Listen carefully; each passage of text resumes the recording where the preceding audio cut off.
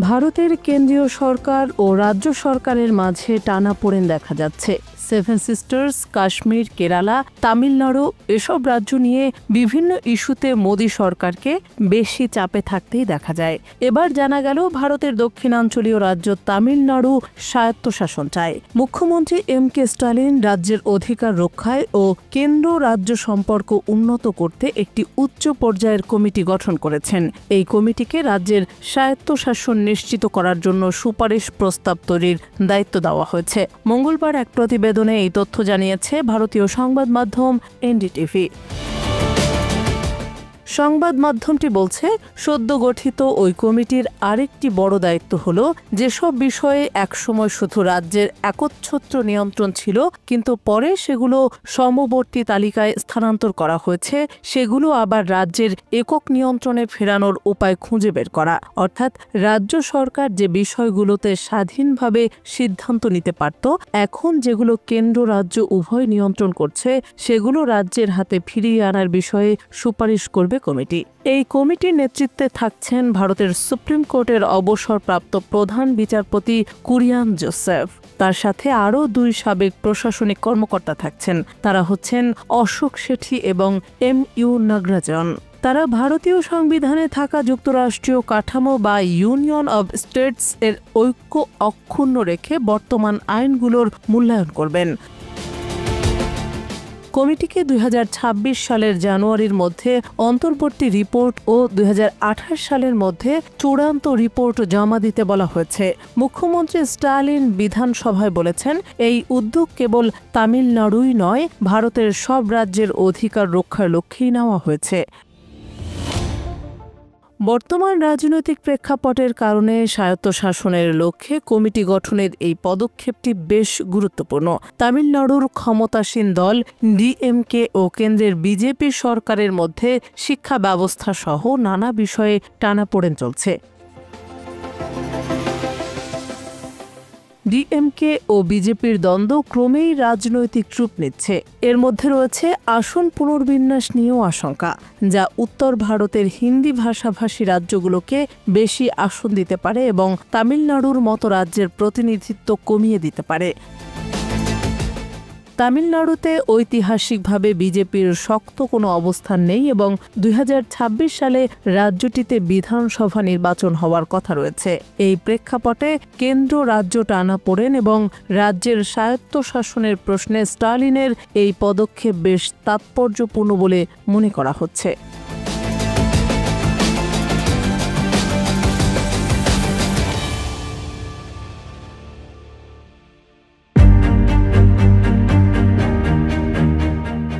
বর্বর দখলদার ইসরায়েল টানা প্রায় 18 মাস ধরে ফিলিস্তিনের অবরুদ্ধ গাজা ভূখণ্ডে অবিরাম হামলা চালিয়ে যাচ্ছে।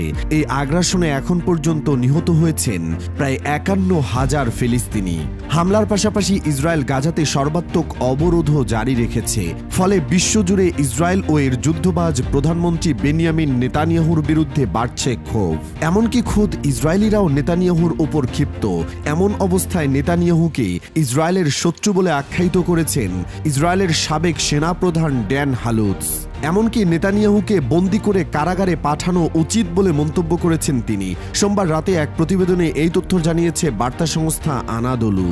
আনাদোলু জানিয়েছে, সোমবার প্রধানমন্ত্রী বেঞ্জামিন নেতানিয়াহুকে ইসরায়েলের নিরাপত্তার জন্য সরাসরি হুমকিস্বরূপ শত্রু বলে অভিহিত করেছেন। ইসরায়েলি চ্যানেল 12কে সাবেক সেনাপ্রধান হালুৎস বলেন, একজন শত্রু যে ইসরায়েলের নিরাপত্তার জন্য সরাসরি হুমকিস্বরূপ এবং তার নাম বেনিয়ামিন নেতানিয়াহু। শত্রুকে দমন করা উচিত অথবা বন্দী করা উচিত, তবে হত্যা করা উচিত নয়। হালুৎসের পক্ষ থেকে এই মন্তব্য এমন এক সময় করা হলো যখন ইসরায়েলি সেনা ও সাবেক সেনাদের একটি বড় অংশ গাজায় আটক ইসরায়েলি বন্দীদের মুক্তি এবং ফিলিস্তিনি ভূখণ্ডে চলমান যুদ্ধবন্ধের দাবিতে জোরালো আহ্বান জানিয়ে চলেছেন। এদিকে নেতানিয়াহুর লিকুদ পার্টি হালুৎসের এই মন্তব্যের নিন্দা জানিয়েছে। দলটি বলেছে, গণতন্ত্রের বিরুদ্ধে গুরুতর উস্কানি এই প্রধানমন্ত্রীকে হত্যা করতে চরম বামপন্থীদের উৎসাহিত করবে। দলটি আরও বলেছে, আইডিএফ ইতিহাসের সবচেয়ে ব্যর্থ চিফ অব স্টাফ হালুৎস প্রধানমন্ত্রীকে এমন শত্রু বলে অভিহিত করেছেন যাকে বন্দী করা উচিত। এটি মত প্রকাশের স্বাধীনতা নয়। দীর্ঘ 15 মাস সামরিক অভিযানের পর যুক্তরাষ্ট্র ও আন্তর্জাতিক সম্প্রদায়ের চাপে গত 19 জানুয়ারি গাজায় যুদ্ধবিরতিতে সম্মত হয় ইসরায়েল। তারপর প্রায় 2 মাস গাজায় কম বেশি শান্তি বজায় ছিল, কিন্তু গাজা থেকে সেনা প্রত্যাহারের প্রশ্নে হামাসের মতানৈক্যকে কেন্দ্র করে মার্চ মাসের 3য় সপ্তাহ থেকে ফের গাজায় বিমান হামলা শুরু করে ইসরায়েল। স্বাস্থ্য মন্ত্রণালয়ের তথ্য অনুসারে গত 18 মার্চ থেকে গাজায় নতুন করে শুরু হওয়া ইসরায়েলি বিমান হামলায় এখন পর্যন্ত 1613 ফিলিস্তিনি নিহত এবং আরও 4200 জনেরও বেশি মানুষ আহত হয়েছেন। ইসরায়েলের বর্বর এই হামলা চলতি বছরের জানুয়ারিতে কার্যকর হওয়া যুদ্ধবিরতি চুক্তি ভেঙে দিয়েছে। জাতিসংঘের মতে ইসরায়েলের বর্বর আক্রমণের কারণে গাজার প্রায় 85% ফিলিস্তিনি বাস্তুচ্যুত হয়েছেন। এছাড়া অবরুদ্ধ এই ভূখণ্ডের 60% অবকাঠামো ক্ষতিগ্রস্ত বা ধ্বংস হয়ে গেছে। এর আগে গত বছরের নভেম্বরে আন্তর্জাতিক অপরাধ আদালতে গাজায় যুদ্ধ অপরাধ এবং মানবতাবিরোধী অপরাধের জন্য ইসরায়েলি প্রধানমন্ত্রী বেনিয়ামিন নেতানিয়াহু ও তার সাবেক প্রতিরক্ষা মন্ত্রী ইয়োভ গ্যালান্টের বিরুদ্ধে গ্রেপ্তারি পরোয়ানা জারি করে। অবরুদ্ধ এই ভূখণ্ডে আগ্রাসনের জন্য আন্তর্জাতিক বিচার আদালতে গণহত্যার মামলার মুখোমুখিও হয়েছে ইসরায়েল।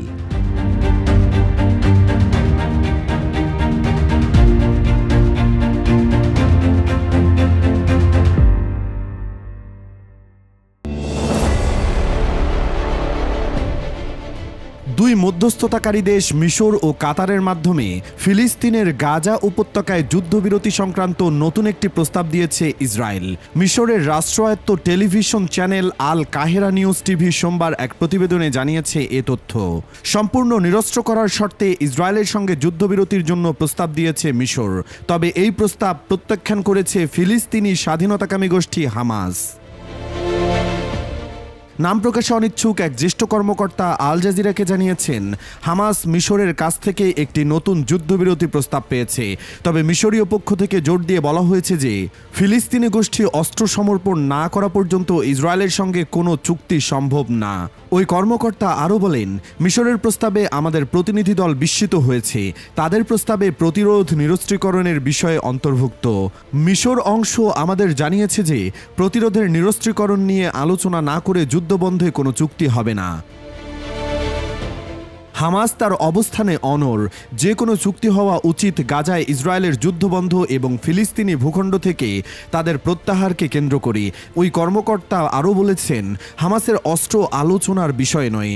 ইসরায়েল বারবার জোর দিয়ে বলেছে যে যুদ্ধ শেষ করতে হলে হামাসকে অবশ্যই পরাজিত হতে হবে, যার মধ্যে অস্ত্র সমর্পণ অন্তর্ভুক্ত। এর আগে গাজায় যুদ্ধবিরতি সংক্রান্ত একটি প্রস্তাব দিয়েছিল হামাস, যেখানে গোষ্ঠীটির পক্ষ থেকে বলা হয়েছিল ইসরায়েল যদি গাজা থেকে সব সেনা সরিয়ে নিতে সম্মত হয় তাহলে হামাসও গাজায় বন্দী সব ইসরায়েলি জিম্মিকে মুক্ত করে দেবে। তবে নিরাপত্তার অজুহাতে গাজা থেকে সেনা প্রত্যাহারে রাজি হয়নি ইসরায়েল, ফলে জিম্মিরা মুক্তি পায়নি। দীর্ঘ 15 মাস সামরিক অভিযানের পর যুক্তরাষ্ট্র ও আন্তর্জাতিক সম্প্রদায়ের চাপে গত 19 জানুয়ারি গাজায় যুদ্ধবিরতিতে সম্মত হয় ইসরায়েল। তবে মার্চের মাঝামাঝির দিকে এসে যুদ্ধবিরতি চুক্তি ভেঙে ফের গাজায় বিমান হামলা শুরু করে দখলদার বাহিনী। স্বাস্থ্য মন্ত্রণালয়ের তথ্য অনুসারে গত 18 মার্চ থেকে গাজায় নতুন করে শুরু হওয়া ইসরায়েলি বিমান হামলায় এখন পর্যন্ত 1574 ফিলিস্তিনি নিহত এবং আরও 4115 জন আহত হয়েছেন। এখন পর্যন্ত গাজায় ইসরায়েলি বাহিনীর অভিযানে নিহত হয়েছেন 51,000-এরও বেশি ফিলিস্তিনি। এই নিহতদের 56%ই নারী ও শিশু।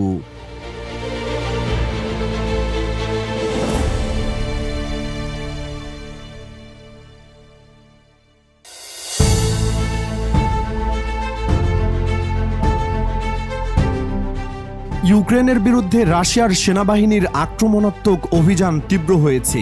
গত বছরের গ্রীষ্মে ইউক্রেনকে চতুর্থ প্রজন্মের যুদ্ধবিমান সরবরাহ শুরু করে পশ্চিমারা। এরপর যুদ্ধের মোড় ঘোরানোর চেষ্টায় সেসব ব্যবহার করছে জেলেনস্কি বাহিনী, কিন্তু যুদ্ধবিমানগুলো রাশিয়ার বাহিনীর বিরুদ্ধে কাঙ্ক্ষিত ফলাফল বয়ে আনতে পারছে না।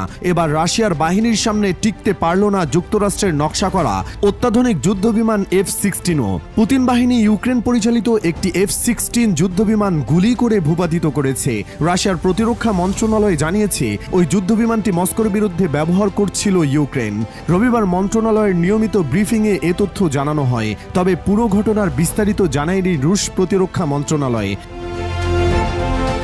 এর আগে শনিবার ইউক্রেনের বিমান বাহিনী জানায় তাদের একটি F-16 যুদ্ধবিমান বিধ্বস্ত হয়েছে। কী কারণে ওই যুদ্ধবিমান বিধ্বস্ত হয়েছে তা খতিয়ে দেখতে একটি আন্তঃবিভাগীয় কমিশন গঠনের কথাও জানায় কিয়েভ। ইউক্রেনের প্রেসিডেন্ট ভলোদিমির জেলেনস্কি পরে নিশ্চিত করেন যুদ্ধঅভিযানের সময় ইউক্রেনীয় পাইলট পাভেল ইভানভ নিহত হয়েছেন। এটি ইউক্রেনের নিশ্চিত করা দ্বিতীয় F-16 বিমানের ক্ষতির ঘটনা। গত আগস্টে প্রথমটি ধ্বংস হয়ে যায় এবং পাইলট নিহত হন। তবে এই ঘটনার তদন্তের ফলাফল কখনো জনসাধারণের কাছে ঘোষণা করা হয়নি।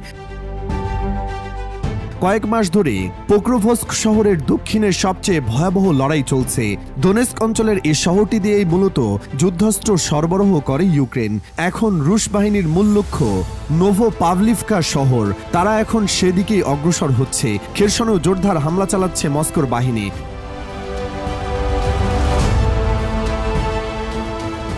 সাবেক মার্কিন প্রেসিডেন্ট জো বাইডেনের প্রশাসনের কাছ থেকে অনুমতি পাওয়ার পর বেলজিয়াম, ডেনমার্ক, নেদারল্যান্ডস ও নরওয়ে কিয়েভকে ৮০টি পর্যন্ত F-16 বিমান সরবরাহ করার প্রতিশ্রুতি দিয়েছিল। যদিও এর বেশিরভাগই যেতে কয়েক বছর সময় লাগবে। ২০২৪ সালে ইউক্রেন প্রায় ১৮টি বিমান পেয়েছে।